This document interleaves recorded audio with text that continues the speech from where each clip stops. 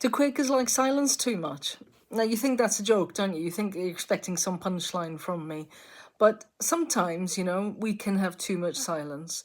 And there's a certain energy, I think, sometimes that happens in a Quaker meeting where there's not much ministry, there's not much spoken contribution, but also there's not a deep gathered silence. And it's one of the dangers, really, for a community, especially when people know each other very well, or perhaps they've fallen into a bit of a dry patch, you might call it. And the silence simply becomes a habit. And it's really interesting spiritually, how do you keep that freshness in what you do? To how do you settle into a gathered silence where you're very aware of the group and you know that somebody might speak?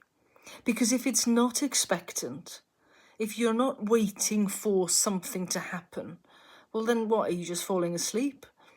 Well, no, if you haven't tried it yourself, it's not that. We are expecting something to happen. We're expecting God to inspire us and to give us words and to bring us, a message for today that somebody will be moved to share.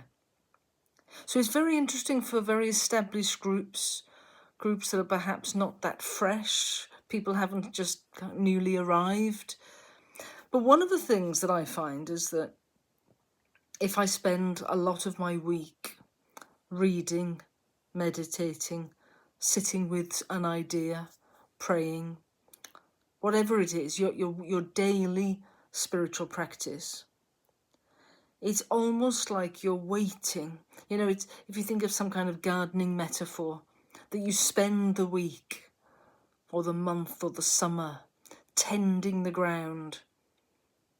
And of course it's going to bloom.